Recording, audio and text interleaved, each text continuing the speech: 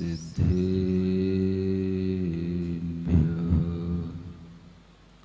ॐ नमः सिद्धेभ्यः।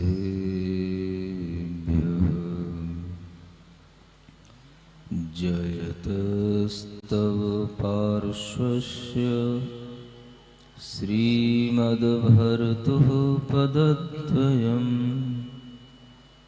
क्षयं दुस्तरपापस्य क्षमं कर्तुं ददज्जयम्। तमोत्तु ममतातीत ममोत्तममतामृत ततामितमते तात मतातीतमृते मित। स्वचित्तपटया लिख्य जिनं चारु भजत्ययं शुचिरूपतया मुख्य मिनं पुरो निजश्रियम्। देवादिदेव आदिम तीर्थंकर श्री ऋषभनाथ भगवान की, देवादिदेव श्री पार्श्वनाथ भगवान की, वर्तमान शासन नायक श्री वर्धमान महावीर भगवान की, परम पूज्य आचार्य गुरुवर श्री विद्यासागर जी महाराज की। मोह महात्म दलन दिन तप लक्ष्मी भरतार। ते पारस परमेश मुझ हो सुमति दातार। वामानंदन कल्पतरु जयो जगत हितकार। मुनिजन जाकी आश करी जाचे शिव फल सार। जाचे शिव फल सार। तीर्थंकर प्रभु पार्श्वनाथ भगवान की यह मंगल कथा निरंतर आगे बढ़ते हुए उन पार्श्व कुमार को एक राजकुमार के रूप में देख रही है। पार्श्वनाथ भगवान का जन्म होने के उपरांत अनेक लक्षणों से सुशोभित वह देह आपको देखने को मिली और उन 1008 लक्षणों से सुशोभित उस देह के होने पर ही अनेक तरह के चिन्हों से वह सुशोभित देह अनेक तरह के विस्मय उत्पन्न करती है। देह का 1008 लक्षणों से सुशोभित होना कई लोगों के लिए एक चिंतन का विषय है और होना भी चाहिए कि वह देह में क्या ये सब आकृतियां, ये अनेक तरह के चिन्ह ही भरे हुए रहते हैं और वह चिन्ह होते हैं तो किस तरह के होते हैं, बारीक होते हैं कि उभरे हुए होते हैं। वह चिन्ह गौर से देखने पर दिखाई देते हैं या पूर्णतया स्पष्ट होते हैं। इस तरह के अनेक प्रश्न आपके दिमाग में आ सकते हैं यदि आप कुछ चिंतन का समय निकालते हो तो।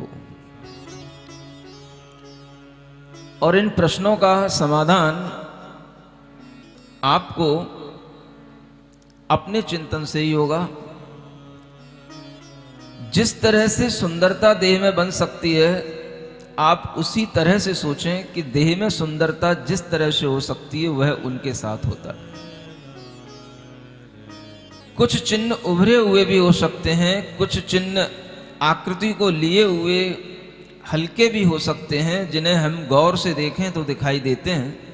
लेकिन कोई भी चिन्ह, कोई भी आकृतियां ऐसी नहीं होती जो किसी भी तरह से बदसूरत लगें, कुरूप लगें।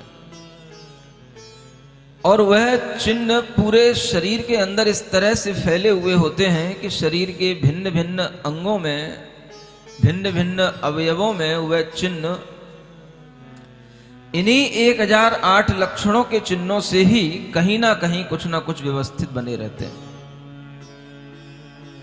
कई लोग पूछते हैं ये भगवान के चिन्ह कैसे घोषित किए जाते हैं या कैसे बनते हैं, या भगवान के चिन्ह क्यों रखे जाते हैं।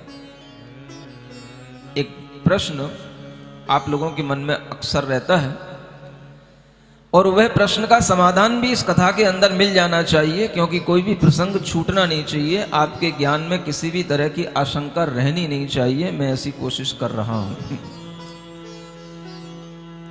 जब तीर्थंकर बालक के जन्म के उपरांत इंद्र उन्हें सुमेरु पर्वत पर जन्माभिषेक के लिए ले जाते हैं, तो उसी समय पर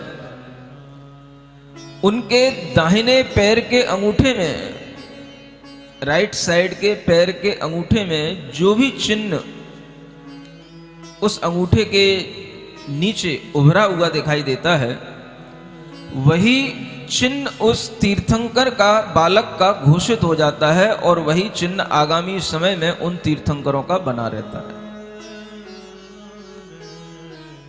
उन 108 चिन्हों में से कोई भी लक्षण उनके पैर के अंगूठे में हो सकता है, और उसमें जो भी लक्षण उभर करके आएगा, जो भी चिन्ह उभर करके आएगा, वही चिन्ह उनका, वह तीर्थंकर का आगामी काल में वही चिन्ह उनकी पहचान बन जाएगा और वही उनकी विशेषता बन जाएगा। पार्श्वनाथ भगवान के पैर के दाहिने अंगूठे में सर्प का चिन्ह पाया गया, इसलिए वह सर्प के चिन्ह के माध्यम से जाने जाते हैं। महावीर भगवान के पैर के अंगूठे में सिंह का चिन्ह पाया गया, इसलिए वह सिंह के चिन्ह के नाम से और उसी विशेषता से वो जाने जाते हैं। यह चिन्हों का वर्गीकरण उसी समय पर हो जाता है जब इंद्र उन्हें सुमेरु पर्वत पर ले जाता है, और वहीं पर वह घोषित हो जाता है उनका नाम और उनका चिन्ह। और इस तरह यह चिन्ह की विशेषता सभी तीर्थंकरों की रहती है। इसका संबंध किसी पूर्व भाव से नहीं है, इसका संबंध किसी घटना से नहीं है। यह एक सहज शरीर के अंदर बनने वाली आकृति का एक परिपाक है, और वह आकृति जिस तरह की बन जाती है वही उनका चिन्ह बन जाता है। जब वह बड़े होते हैं, धीरे धीरे उनके लिए, आपने देखा ही होगा, कल आपको बताया था कि भोजन पान जो भी है वह उनका सारा का सारा देवों के माध्यम से बचपन से लेकर बड़े तक लाया जाता है। देव लोग ही बचपन में अंगूठे में अमृत पिलाते हैं, बड़े होने पर भी वो जो भोजन पान करेंगे वो सब देवों के द्वारा लाया जाएगा। जो भी वस्त्र हैं, आभूषण हैं, वो सभी देवों के द्वारा लाए जाते हैं। और ऐसा एक नियम है, विधि का विधान है कि इन तीर्थंकरों के लिए अलग अलग स्वर्गों के इंद्रों के यहां पर अलग अलग पिटारे बने हुए रत्नों के, और वहां पर इनके आभूषण रखे रहते हैं। और वो आभूषण अनादि निधन कहे गए हैं, रमणीय कहे गए हैं। अब ये आभूषण अगर वहां होते हैं तो वह आभूषण अलग अलग तीर्थंकरों के लिए अलग अलग रूप में होंगे, उनकी हाइट के अनुसार भी होंगे। बड़े होने के बावजूद भी वह अलग अलग हाइट के जब होते हैं तो उनके आभूषण भी अलग अलग तरह के होंगे। और ये सब इंद्रों के महल में व्यवस्थित रूप से रखे रहते हैं। इंद्र हमेशा उन आभूषणों की भी पूजा करता है। पूजा करने का मतलब उनको सम्मान देता है, और उन आभूषणों के माध्यम से भी वह उन्हें देख देख करके हर्षित होता है। ऐसी ये व्यवस्था तीर्थंकरों के वस्त्रों के लिए, आभूषणों के लिए सारी की सारी इंद्र के माध्यम से बनाई जाती है, और वह सौधर्म इंद्र, ईशान इंद्र के माध्यम से बनाई गई ये व्यवस्थाओं के माध्यम से उनका पूरा यौवन अवस्था तक का भरण पोषण, पालन पोषण सारा कार्य चलता है। जब बड़े हो जाते हैं, विवाह के योग्य हो जाते हैं, उस समय पर तीर्थंकरों के लिए अपने अपने मन के अनुसार उनके अंदर भाव बनते हैं। विवाह करना आवश्यक होता भी है और नहीं भी होता है।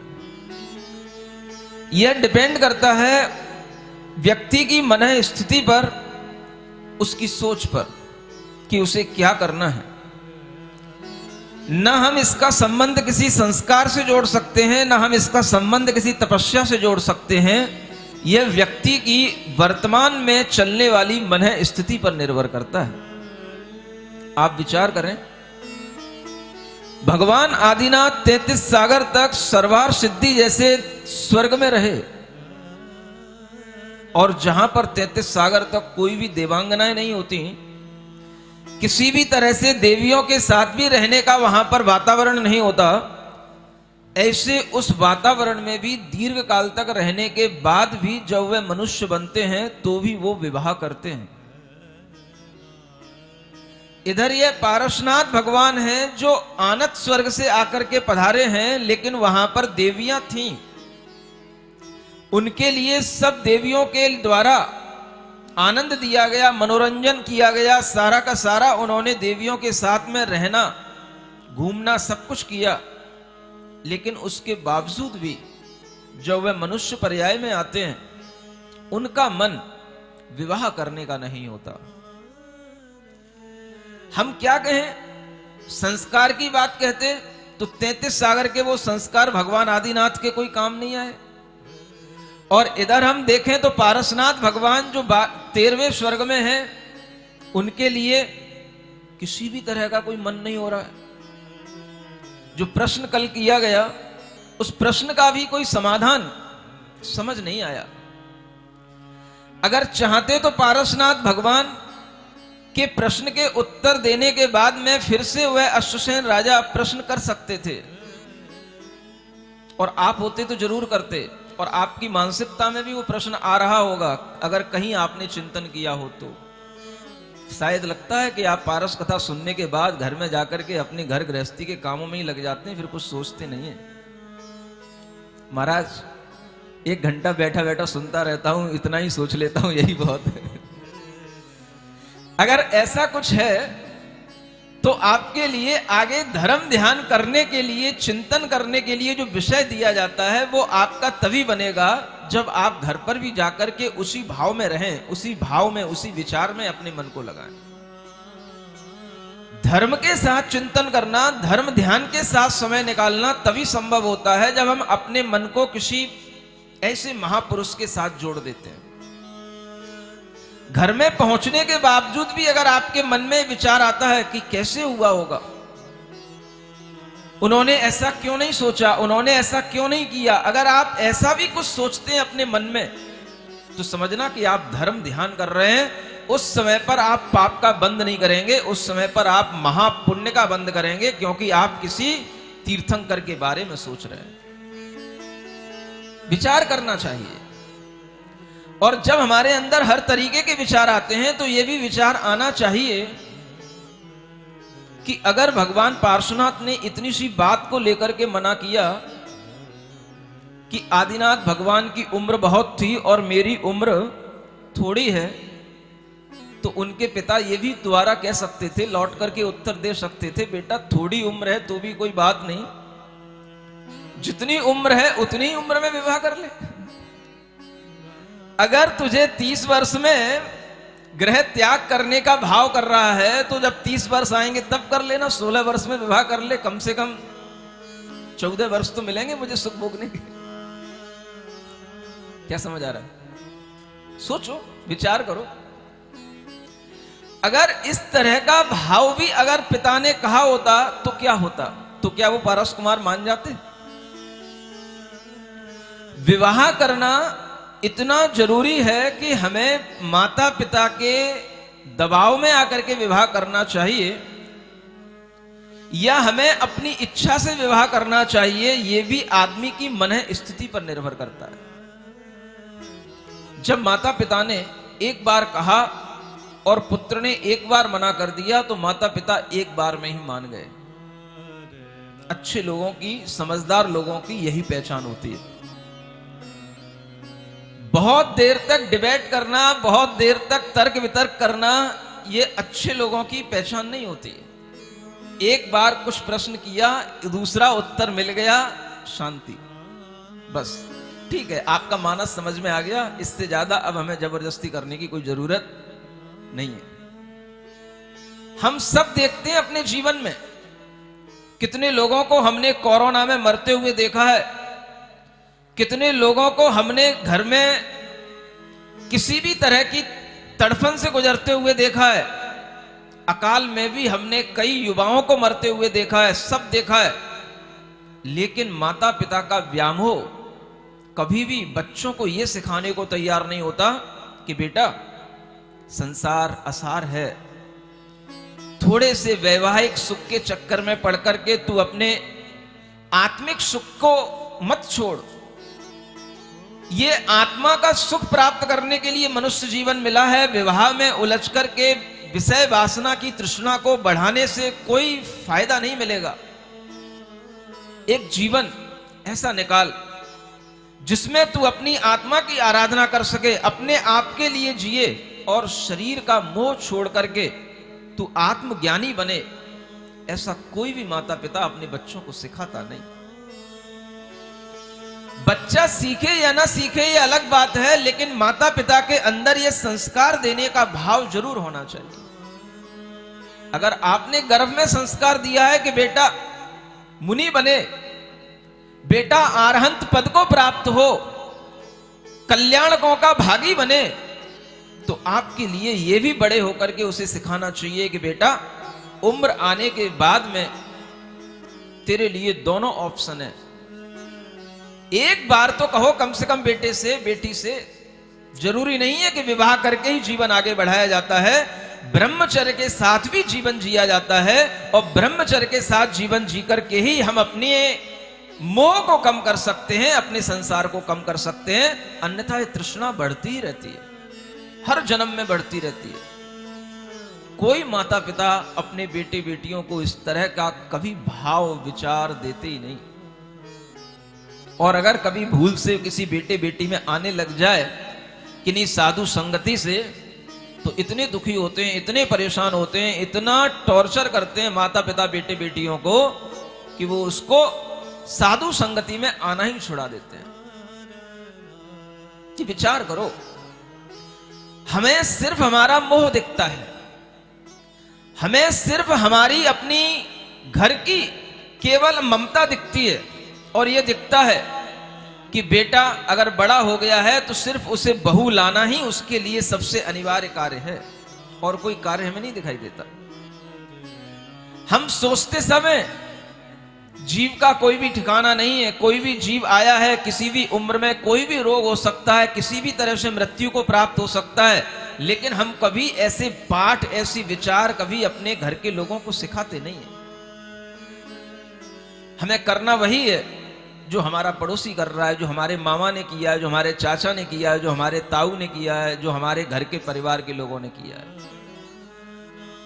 ज्ञान देने की बात, विचार करने की बात भी अगर एक क्षण के लिए कोई कहे, कोई बताए, कोई सोचे, तो मुझे लगे कि हाँ वास्तव में आदमी के अंदर मोह की कुछ कमी हुई है, राग की कुछ कमी हुई है। जब तक इस तरह का मोह कम नहीं होता, राग कम नहीं होता, तब तक आपने अपने जीवन में केवल अपने स्वार्थ के लिए, मोह के लिए ही सब कुछ किया।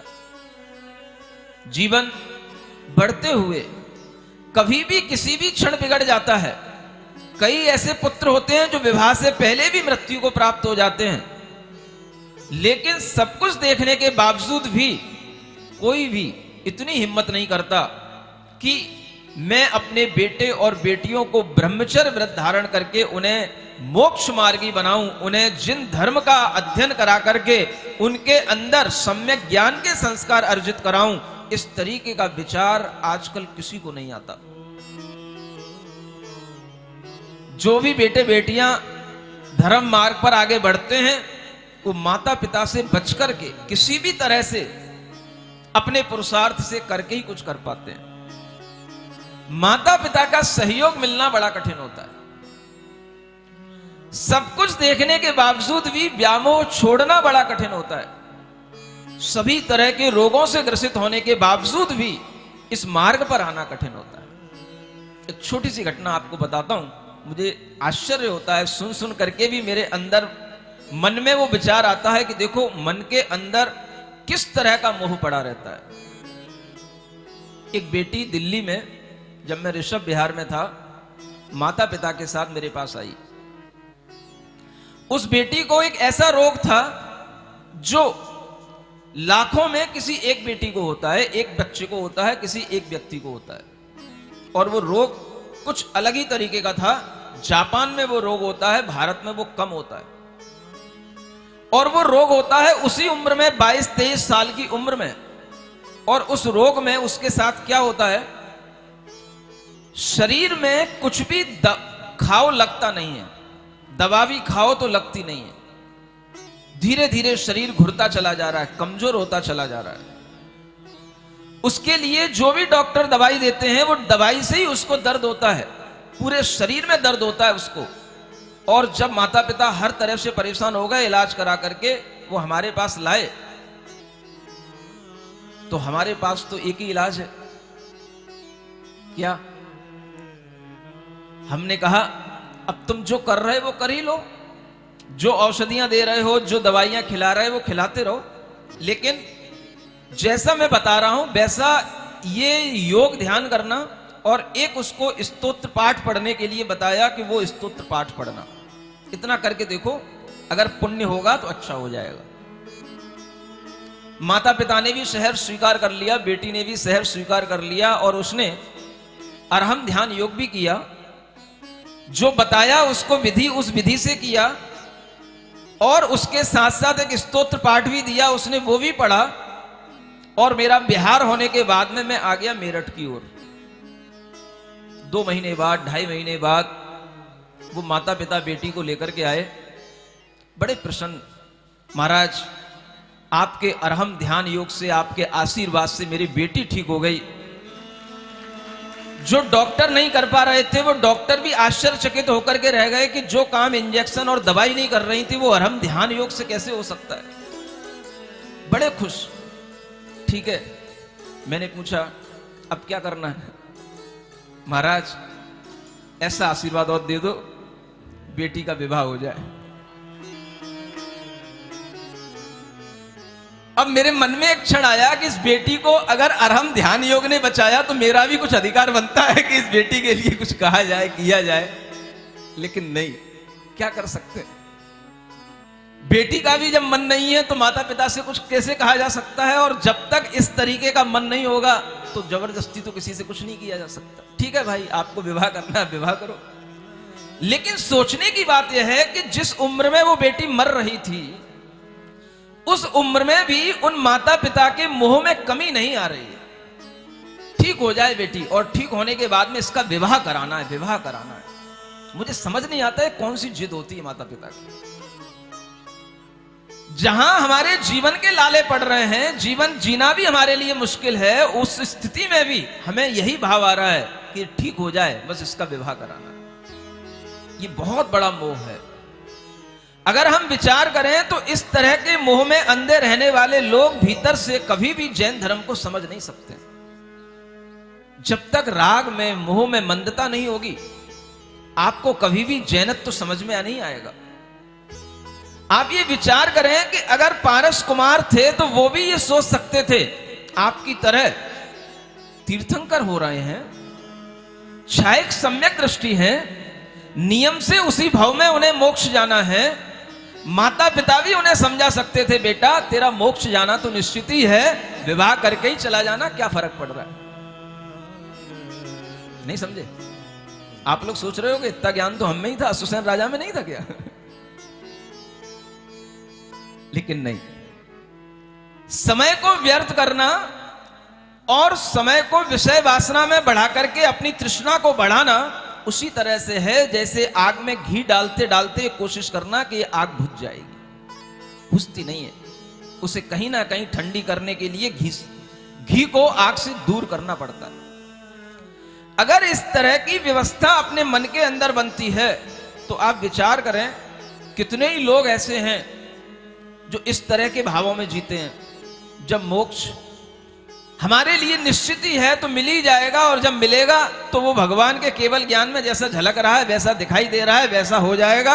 और जिनके लिए मोक्ष निश्चित है उन्हें तो हर तरह से निश्चित हो जाना चाहिए कि जब मोक्ष हमारा निश्चित है, तीर्थंकर बनने के सभी भाव हमारे लिए दिखाई दे रहे हैं, सभी कल्याणक हो चुके हैं, हो रहे हैं, तो फिर हमें सांसारिक सुखों को छोड़ करके एकदम से मोक्ष सुख की प्राप्ति के लिए विवाह आदि बंधनों को छोड़ने का भाव क्यों करना? सुन रहे हो? बोलो तो। अब नहीं बोलोगे कुछ भी। महाराज मेरी मतलब की बात बिल्कुल नहीं हो रही है, बहुत देर से मैं देख रहा हूं। कैसे कुछ कह रहे हो? विचार करो कि आपके मन में अगर थोड़ा भी ज्ञान होगा शास्त्रों का, तो आप यही ज्ञान अपने अंदर लेकर के संतुष्टि कर लेते कि नहीं कर लेते? और मन में सोचते, जब हमारे लिए निश्चित ही है तो विवाह करने के बावजूद ही राजपाट त्याग करके ही जब गृह त्याग कर लेंगे तो क्या फर्क पड़ेगा? माता पिता को भी संतुष्ट कर दो, उनका भी काम हो जाएगा, अपना भी काम हो जाएगा। लेकिन ये बात पारस कुमार को बिल्कुल ही नहीं रची, बिल्कुल ही नहीं रुचि। उन्होंने ऐसा कुछ सोचा ही नहीं कि मेरा मोक्ष निश्चित है, मैं चरम शरीरी हूं, मेरा इसी भव में सिद्ध पद प्राप्त करना निश्चित है, मैं तीर्थंकर हूं, ऐसा कुछ भी नहीं। इसीलिए मैं कह रहा था कि यह सिर्फ व्यक्ति की मन स्थिति पर निर्भर करता है कि उसे क्या करना है। समझाने के लिए लोग आपको लाख समझाएंगे। जब भी किसी बेटे को, बेटी को, किसी को भी घर से थोड़ी सी भी विरक्ति होती है, माता पिता को बहुत ज्ञान होता है। मैंने भी वो ज्ञान सीखा उन लोगों से जिन लोगों को कभी मंदिर जाने का भी भाव नहीं आता। वो लोग मुझे ज्ञान देने आते हैं उस समय पर जब मेरा मन विरक्ति का भाव धारण करता है, ब्रह्मचर्य व्रत लेने का भाव करता है। तो कहते हैं भरत चक्रवर्ती घर में रह करके वैरागी थे, आप घर में रह करके सन्यासी वैरागी के रूप में नहीं रह सकते। मुझे तो पता भी नहीं था कि भरत चक्रवर्ती क्या थे। मुझे तो अब सोच करके अफसोस होता है कि ये वो लोग मुझे समझाते थे जो कभी मंदिर नहीं जाते, लेकिन उन्हें भी इतना ज्ञान रहता है, ऐसा क्यों?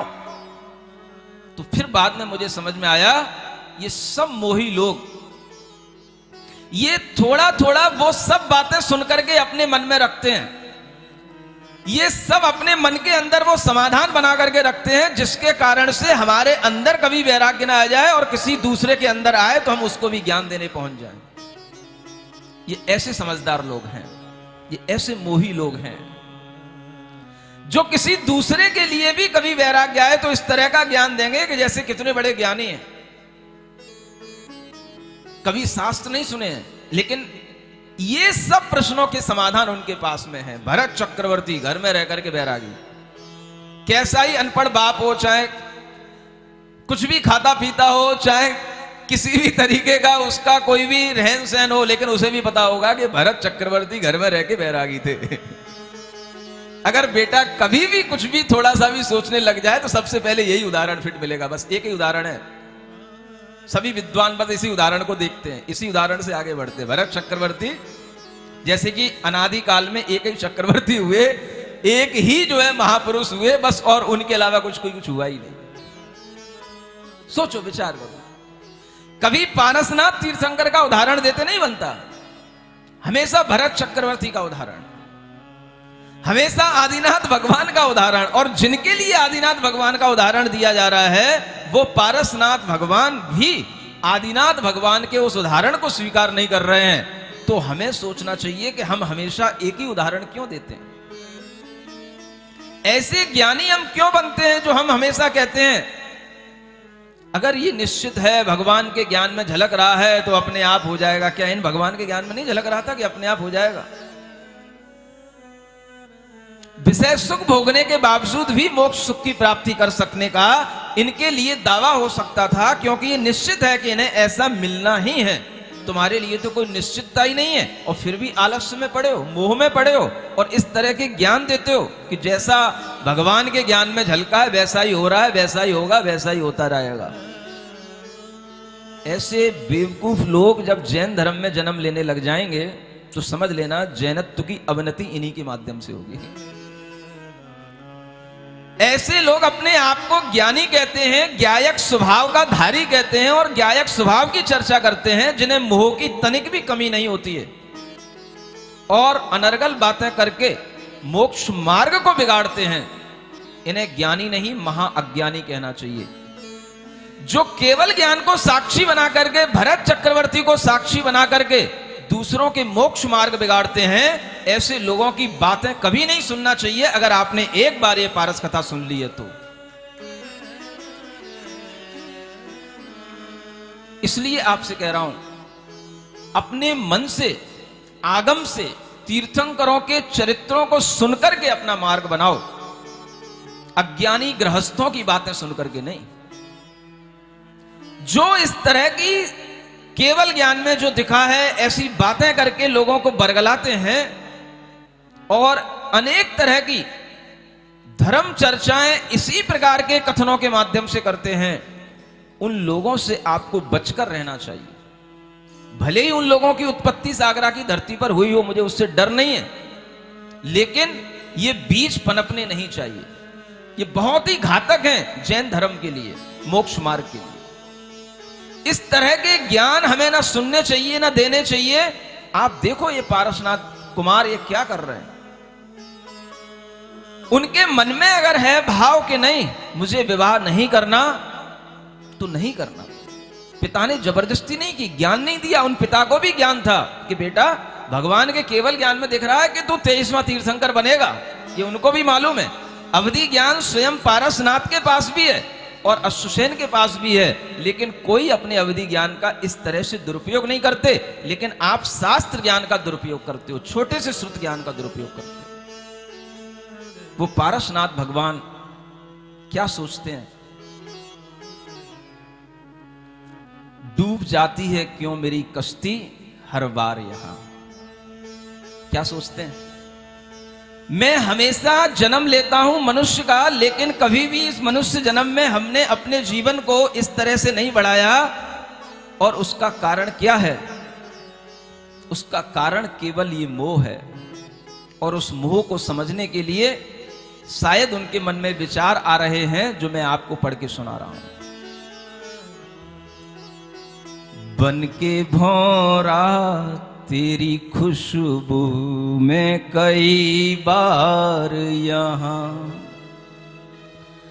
बन के भौरा तेरी खुशबू में कई बार यहाँ, मैंने मर मर के जान गवाई बहुत बार यहाँ।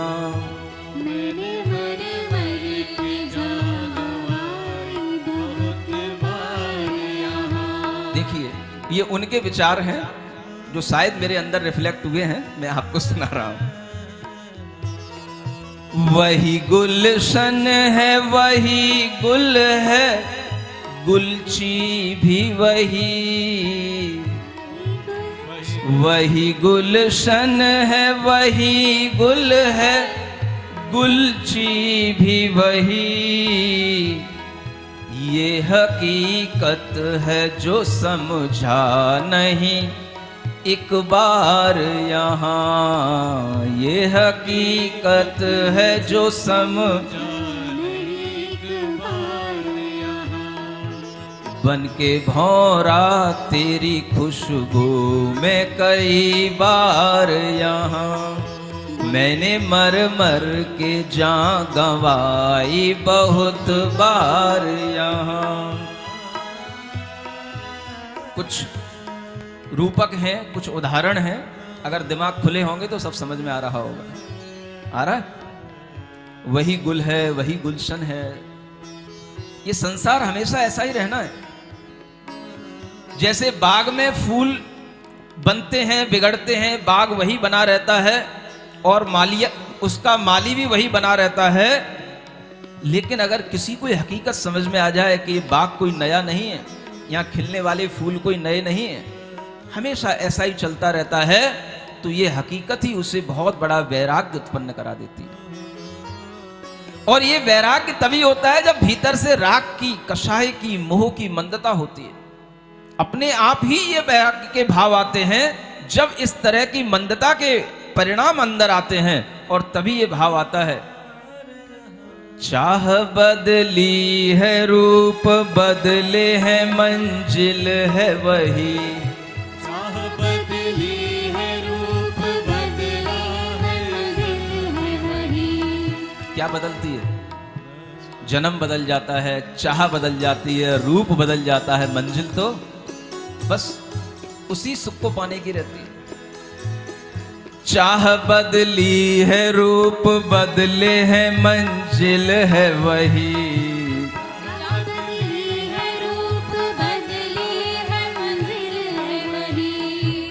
पाके सब कुछ नहीं, पाने सा रहा दर्द यहाँ। बाकी सब कुछ बिन पाने सा रहा दर्द यहाँ। मैंने मर मर के जान गंवाई बहुत बार यहाँ। मैंने मर मर के गंवाई बहुत बार यहाँ। कोई बतला दे कैसे रोकूं जिद ये अंतश की। कोई बतला दे कैसे रोकूं जिद ये अंतस की। डूब जाती है क्यों हर बार मेरी किस्ती यहाँ। डूब जाती है क्यों हर बार मेरी किस्ती यहाँ। मैंने मर मर के जान गंवाई बहुत बार यहाँ। मैंने मर मर के जान गंवाई बहुत बार यहाँ। मैंने मर मर के जान गंवाई बहुत बार यहाँ। मैंने मर मर के जान गंवाई बहुत बार यहाँ। आप देखते तो होगे कभी कभी भौरे के अंदर, भौरा फूल के अंदर कैसे मर मर के जान गंवा देता है। सब देखते हो, कितने लोग किस तरह से दम तोड़ते हैं, सब देखते हो। लेकिन कभी सोच नहीं पाते हो कि मेरी कश्ती यहां से कैसे उभरेगी। ये पारस कुमार विचार कर रहे हैं कि ये सिर्फ एक अंतस की जिद है, अंतस की भावना है, और कुछ नहीं है संसार के अंदर। और इस तरह की वह भावना को समझ करके ही उन्होंने निर्णय लिया कि मुझे यह वैवाहिक जीवन स्वीकार नहीं है। चाहे पिताजी कुछ कहें, चाहे माताजी कितना ही रोएं, लेकिन मुझे ये देखना है कि एक बार जब तक हम किसी भी जन्म में इस मोह पर कुठाराघात नहीं करेंगे, तब तक ये जन्म जन्म के जन्म मरण से मुझे मुक्ति मिलने वाली नहीं है। क्योंकि जन्म मरण से मुक्ति मिलने के लिए इसी प्रकार से माता पिता के मोह को एक बार छोड़ना होता है। अगर हम इन्हीं के मोह में आकर के अपने मोह को बढ़ाते रहेंगे तो मुझे हमेशा ऐसे जन्म मरणों की संतति मिलती रहेगी। और यही विचार करके वो आगे बढ़ते हैं और अपने जीवन में जितना भी समय है देखो कैसे गुजारते हैं।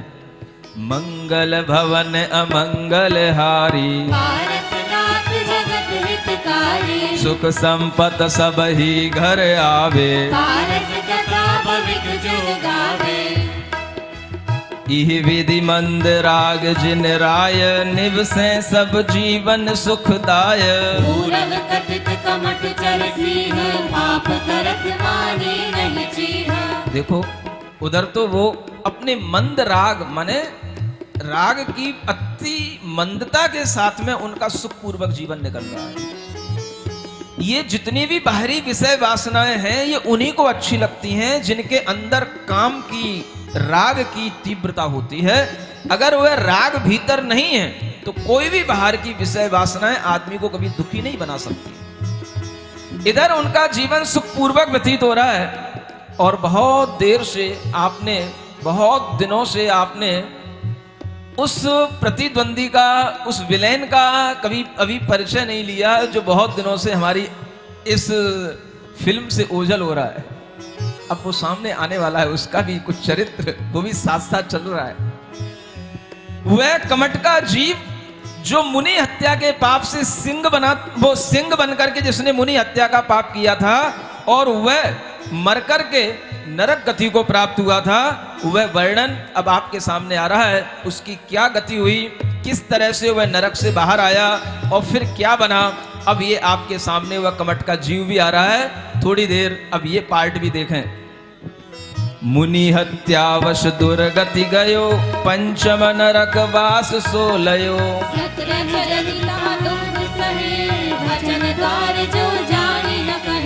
जब उस सिंह ने मुनि हत्या के पाप से नरकों में अपना जन्म लिया तो वहां पर 17 सागर की आयु उसे प्राप्त हुई और इतने असंख्यात वर्ष प्रमाण 17 सागर की आयु वो नारकी बन करके रहा।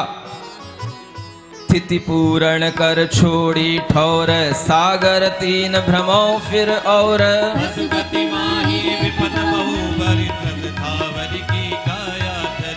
वहां से वह अपनी आयु पूरी करने के बाद में 3 सागर काल तक और इस संसार में इधर उधर भ्रमण करता रहा।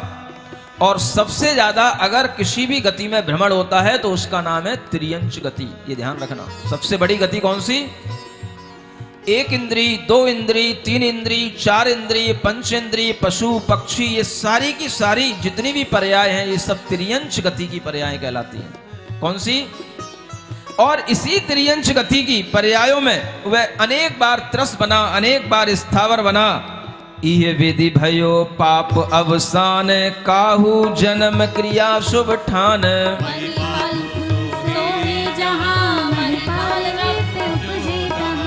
एक बार वह कुछ जन्म मरण करते हुए, अनेक तरह के त्रस स्थावर पर्यायों को प्राप्त करते हुए किसी कारण से कभी कोई शुभ भाव बन गया, कषायों में मंदता हो गई और उसके कारण से वह कुछ पुण्य का अर्जन कर लिया तो एक मनुष्य जन्म फिर प्राप्त कर लिया। और उस मनुष्य जन्म में वह एक महीपाल राजा के रूप में वह एक मनुष्य बनता है। और वह महीपाल राजा कौन है? पारस प्रभु की बामा माय, इनको पिता भयो यह राय।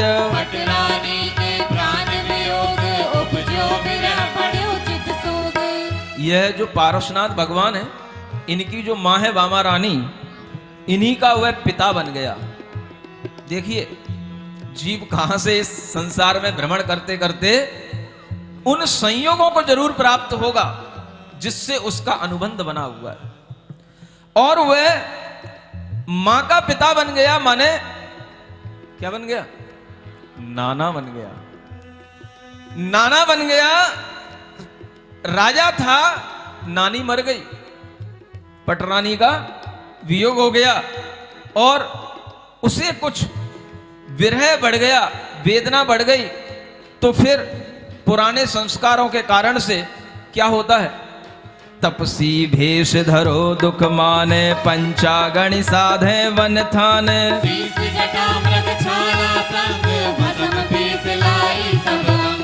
और जब वह विरह को, वेदना को सहन नहीं कर सका तो वह एक तपस्वी बन गया। तपसी कहा जाता है उनको, तपसी। जो मिथ्या तप तपते हैं उन्हें तपसी कहते हैं। और उस तपसी का भेष धारण कर लिया। शायद वही कमट का पुराना संस्कार जो मरुभूति के भाई के समय पर भी उसने ऐसे ही तपसी का भेष धारण किया था। और तब भी वह इसी तरह के मिथ्या मतों के आश्रम में जाकर के वह एक जटाधारी तपस्वी बन गया था। और एक बहुत बड़ा पाषाण शैल हाथ में खड़ा करके वह खड़ा हो गया था और उसी पाषाण को उसने कमट के ऊपर गिरा दिया, मरुभूति के ऊपर गिरा दिया था उस कमट ने। ऐसा ही संस्कार उसका आज भी बना हुआ है और आज भी वह क्या कर रहा है? पंचाग्नि तप रहा है, अपने शीश पर जटा लगा रखे। पारस कुमार हैं, बनारस में जगह जगह पर वह भ्रमण करने भी जाते हैं, अपने अनेक देव मित्रों के साथ में, अनेक साथियों के साथ में वह एक दिन वन विहार के लिए निकलते हैं। सुनिए, मंगल भवन अमंगल हारी, पारसनाथ जगत हितकारी, सुख संपत सब ही घर आवे, पारस कथा भवित जन गावे। राजपुत्र बहु सुरगण साथ, गज आरूढ़ दिपै जिन नाथ। कर सुचंद मन केली अनूप, चले नगर को आनंद रूप। देखियो मग में जननी तात, तपै पंच पावक तप गात। सो समीप प्रभु को अभिलोए, चिंते चित रोषातुर होए। जब वह राजपुत्र पारस कुमार अनेक देवों के साथ हाथी पर आरूढ़ होकर के स्वच्छंद विहार करते हुए, वन में क्रीड़ा करते हुए चले जा रहे थे, तो उन्होंने चलते चलते उसी वन में, एक उद्यान में, उसी नाना को देखा, उसी महिपाल राजा को देखा जो पंचाग्नि तप रहा है, और वह अनेक तरह से हिंसा आदि की क्रियाओं में भी संलग्न है, लेकिन उसे कुछ पता नहीं है कि ये तप उसके लिए क्या देने वाला है। जब वह पारस कुमार इस तरह से देखते हैं तो उनके मन में विचार आता है कि यह देखो तपसी होकर के कैसा अनर्थ कर रहा है।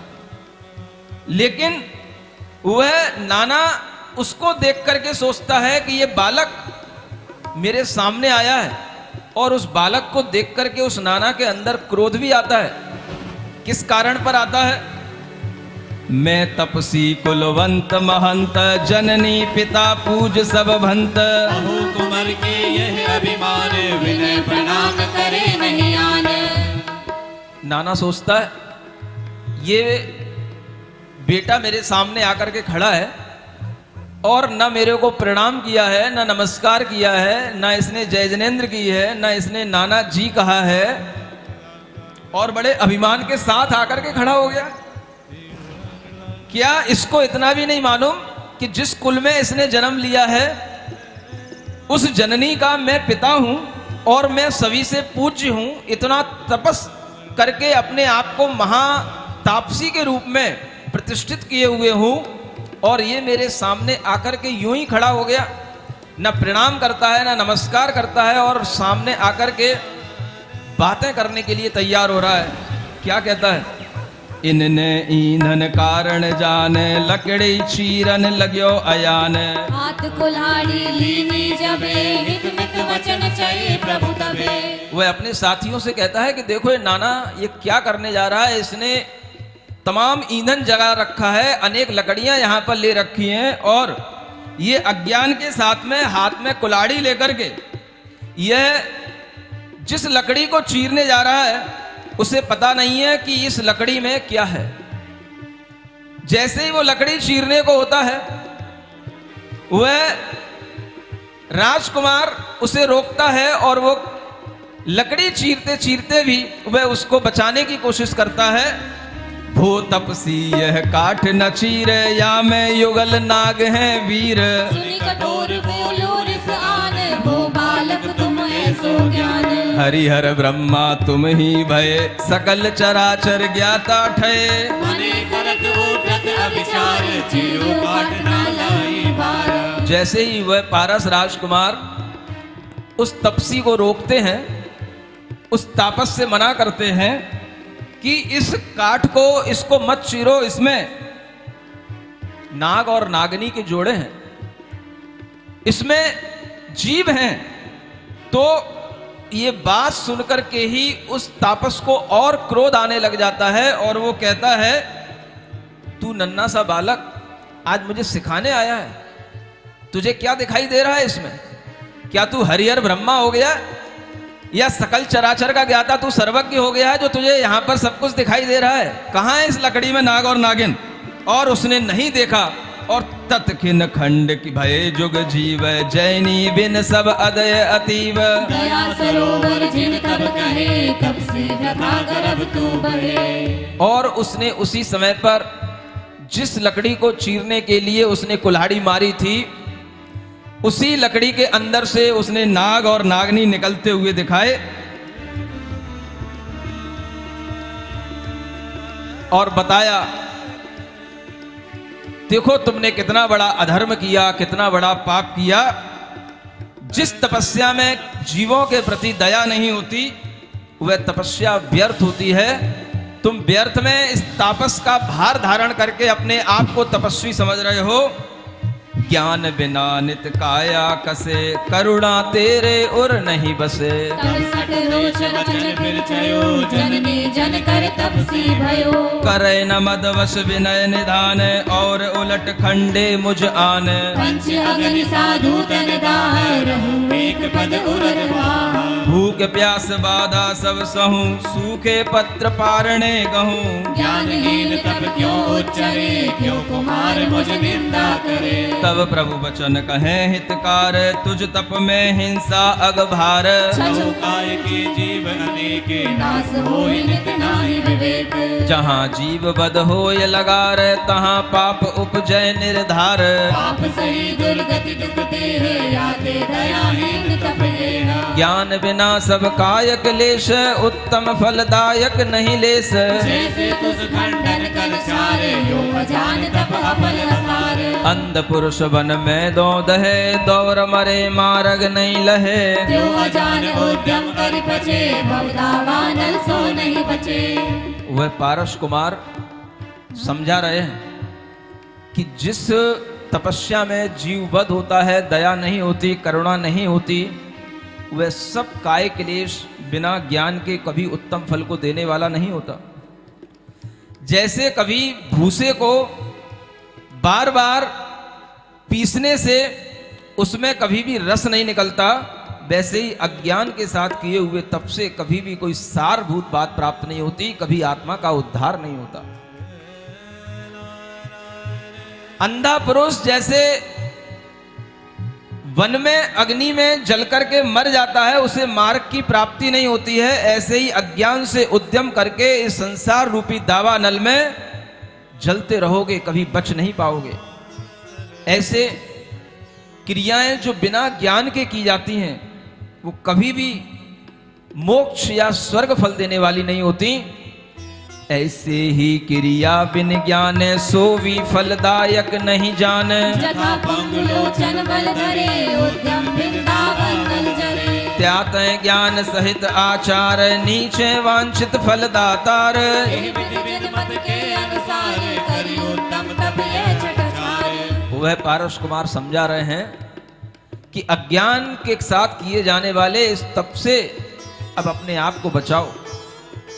ज्ञान सहित आचरण करो, वही तुम्हारे लिए उत्तम फल देने वाला होगा। और वह ज्ञान सहित आचरण जिन मत के अनुसार ही होता है, और जिन मत के अनुसार अगर तुम ये कुछ थोड़ा भी तप करोगे तो तुम्हारे लिए उत्तम गति की प्राप्ति होगी। अन्यथा इस बहुत भारी कष्ट को सहन करने से भी तुम्हें कोई लाभ नहीं मिलने वाला, उल्टा तुम भवनवासी और व्यंतर देव बनकर के दुखों को भोगोगे, तुम्हें कभी स्वर्ग की प्राप्ति होने वाली नहीं है। इसलिए तुम इस तरह के तप को छोड़ने का मन बनाओ और अपनी ये अज्ञान से होने वाली तपस्या की हट छोड़ो। मैं तुझ बचन कहे हतकार, तू अपने उर देख विचार। बलि लगे सोई करनित, वृथा मलिन करे मत चित्त। और अंत में चलते चलते जब देखा पारस कुमार ने कि ये मानने वाला नहीं है, तो सोचते हैं मैंने तो तुम्हारे लिए जो हितकारी वचन थे वो कह दिए, अब अपने मन में ही तुम उसका विचार करो, तुम्हें ये बात अच्छी लग रही है कि नहीं लग रही है, और तुम्हारा मन जैसा कहे वैसा ही करो। लेकिन अपने चित्त को अब मलिन मत करो, अपने चित्त में अब द्वेष भाव मत रखो, अपने चित्त में यह निर्दयता के, हिंसा के भाव मत रखो।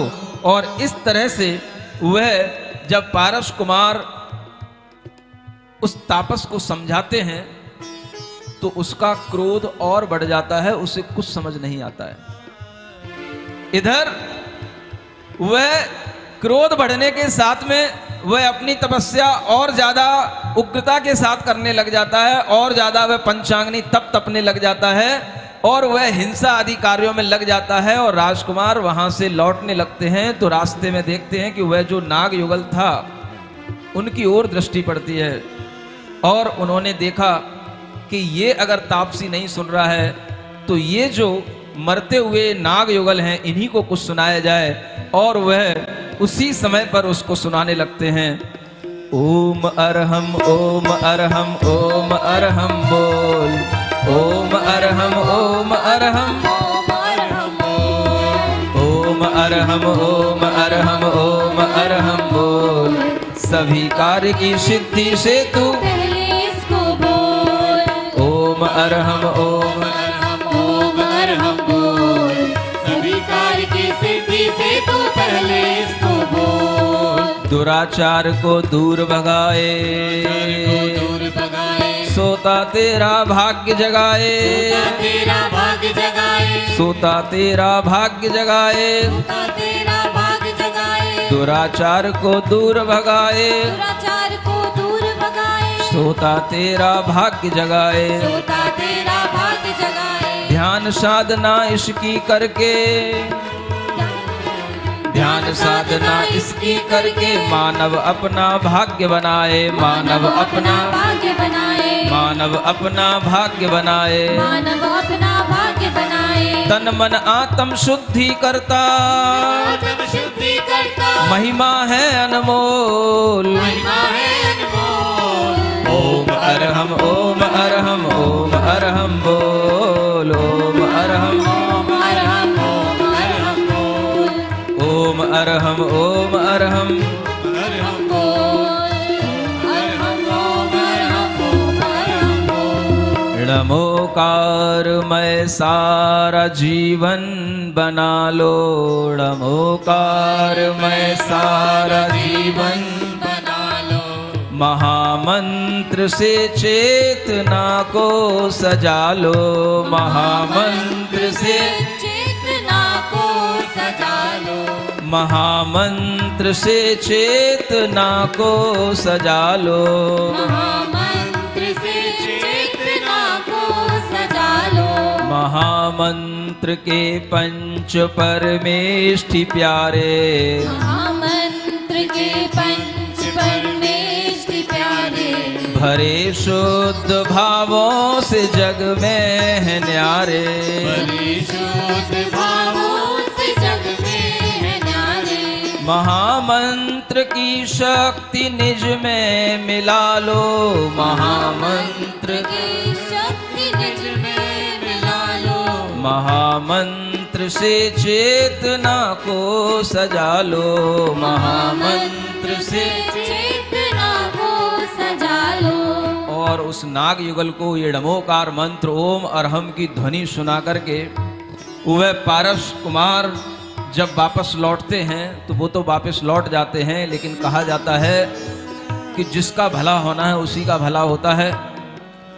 वह नाग युगल उस समय पर मरण को प्राप्त हो गए, लेकिन उन पारस कुमार के द्वारा सुनाए हुए उस ओम और अरहम मंत्र के कारण से वह तत्क्षण मर करके वह पद्मावती और धरणेन्द्र के रूप में प्रतिष्ठित हो गए।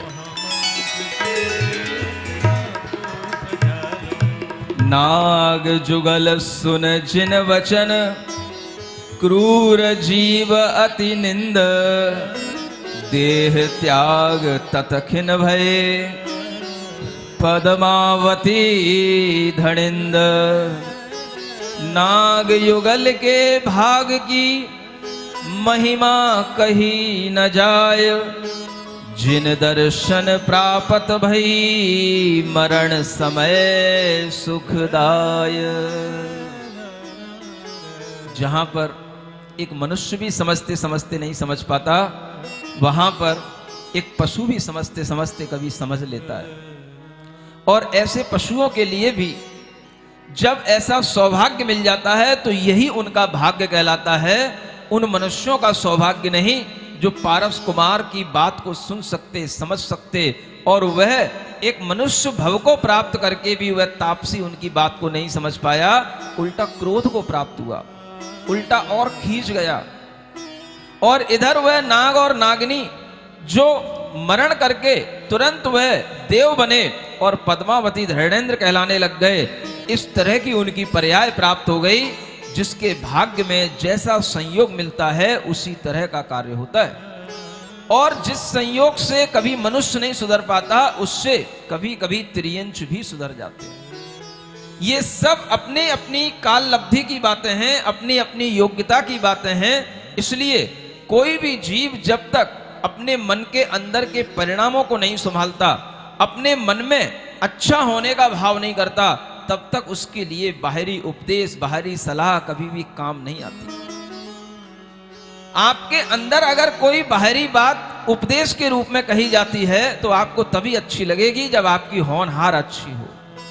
आपसे कहा गया 10 धर्मों की तैयारी करना है, 10 धर्म से अपनी चेतना को सजाने की बात करना है, तो उन्हीं लोगों को ये बात अच्छी लगेगी जिनकी होनहार अच्छी है। और जिनकी होनहार अच्छी है वह किसी भी तरीके के बहाने नहीं बनाते हैं। वो हमेशा ये भाव रखते हैं कि वर्ष में एक बार अगर हमें ये मौका आता है तो हम इस मौके को कभी ना छोड़ें। और ऐसा मौका अगर हमें मुनि महाराज के सानिध्य में मिल रहा है तो उस मौके को तो कोई भी भव्य आत्मा कभी छोड़ने का भाव करता ही नहीं। लेकिन उपदेश उन्हीं के ऊपर लगते हैं जिनकी होनहार अच्छी होती है। जिसकी होनहार खराब है वो कोई ना कोई बहाना करके कहीं चला जाएगा, कुछ ना कुछ करके कर लेगा। और जिनकी होनहार अच्छी होती है वो किसी ना किसी तरह से प्रयास करते हैं, समय निकालते हैं कि हमें कितना भी सही लेकिन हमें लाभ जरूर लेना है। ऐसा भी भाव अगर हमारे मन में आता है तो भी वह मंद कषाय, मंद राग के कारण से आता है। और अगर आपके अंदर ऐसे मंद राग होगा तो वही राग प्रशस्त राग के रूप में ढल जाएगा। प्रशस्त राग जानते हो किसे कहते हैं? अगर तुम्हारा राग कभी गुरु से होने लग जाए, तुम्हारा राग कभी मंदिर से होने लग जाए, तुम्हारा राग कभी भगवान की प्रतिमा से होने लग जाए, तुम्हारा राग कभी शास्त्रों की वचनों से होने लग जाए, तो समझ लेना कि तुम्हारे अंदर अब शुभ भाव आने लगे हैं। इसी को प्रशस्त राग कहते हैं। यह प्रशस्त राग ही आत्म कल्याण का कारण होता है।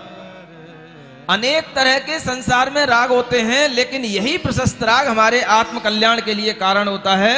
और इस तरह का राग अगर रहता है तो आत्मा मोक्ष पथ पर चलता चला जाता है। पारस कुमार अपनी उम्र में जिस विशेष घटना को अपने जीवन में देखे वो उनकी ये विशेष घटना थी। और इसके बाद में वह जीवन और थोड़ा आगे बढ़ता है और वह जीवन आगे बढ़ते बढ़ते अब किस ओर जाएगा ये आप समझ सकते हो। राग से वैराग्य की ओर अब ये जीवन जाएगा। और उस वैराग्य में उन पारसनाथ भगवान के लिए वह वैराग्य का भाव आएगा। तो कैसे आएगा, इस जीव के साथ क्या हुआ ये भी हम थोड़ा सा पढ़ करके आगे बढ़ते हैं। मंगल भवन अमंगल हारी, पारसनाथ जगत हितकारी, घर आए श्री पार्षुज नंद, सुर नर नेत्र कमलनी चंद, समय पाए तपसी तज देह, भयो ज्योतिषी संकर तेह। देखो पारसनाथ भगवान तो अपने घर पर आ गए वन विहार में क्रीड़ा करके। उधर वह तपस्वी किसी कारण से जब उसकी उम्र पूरी हो गई वह देह को तजा और मर कर के वह ज्योतिषी देवों में संवर नाम का देव हो गया। कौन सा? संवर नाम का वह देव हुआ। देखो जग में तप पर भाव, ज्ञान बिना बांधी सुर आव, जे नर करे जिन तप सार, तिने कहा दुर्लभ संसार। कहा जा रहा है कि तप का प्रभाव देखो कि जिसने तप किया लेकिन ज्ञान के बिना किया वो भी देव बन जाता है। और वो देव कौन से बनते हैं? भवनत्रिक के देव बनते हैं। भवनवासी, व्यंतर और ज्योतिषी। और ये एक तरह से देव दुर्गति कही जाती है। देवों में भी ये सुगति नहीं कही जाती है। अच्छे क्वालिटी के देव सौधर्म आदि देव कहलाते हैं। वह कहा जा रहा है कि अगर ऐसी अज्ञानता के साथ भी जीव तप कर लेता है तो भी देवत्व को प्राप्त हो जाता है, अगर वो सम्यक ज्ञान के साथ तप करे तो कितना बड़ा देव बनेगा, ये आप इसी से महसूस कर सकते हो। स्वामी मगन सुखोदधि माई हर्ष विनोद करत जिन जाहि, प्रभु के इष्ट वियोग न होए सोध संजोग न कभी कोई। वात पित्त कफ जनित विकार सुपने होय न सोच विचार, जरा न व्यापे तेज न जाए ना मुख कमल कभी कुमलाए। स्वामी तो सुख में मग्न है। कौन स्वामी? पारस स्वामी, पारसनाथ, पारस कुमार। वह राजकुमार तो अपने सुख में मग्न है, उन्हें किसी भी तरह का कोई भी न कभी इष्ट का वियोग होने का दुख होता है, न कभी उन्हें कोई अनिष्ट का संयोग होता है। निरंतर हर्ष और प्रसन्नता के साथ में उनका जीवन व्यतीत हो रहा है। न उनके शरीर में कभी वात पित्त कफ के रोग होते हैं, न उनके लिए स्वप्न में भी कोई व्याधि दिखाई देती है। शरीर में न बुढ़ापा का कोई भी लक्षण आता है। मुख कमल तो कभी मिलान होता ही नहीं है। होय नहीं दुख कारण आने पुण्य उदधि बेला भगवान, यो सुख भोग करत दिन गए तब जिन 30 वर्ष के भये। और इस तरह से सुख का भोग करते करते अब वो 30 वर्ष के हो जाते हैं। कितने वर्ष के? हाँ, ये तीर्थंकरों के लिए ये तपस्या का समय बताया जाता है, वैराग्य का समय बताया जाता है। और जब वह इस तरह के सुख भोगते भोगते 30 वर्ष के हो जाते हैं, उसके बाद उन्हें कोई निमित्त मिलता है जिसके कारण से उनके जीवन में फिर वैराग्य का भाव घटित होता है। और वह वैराग्य का भाव जब आता है तो फिर उनके लिए वह एक तप कल्याणक के रूप में सामने आता है। और इस तरह का तप कल्याणक कल आपके सामने आएगा।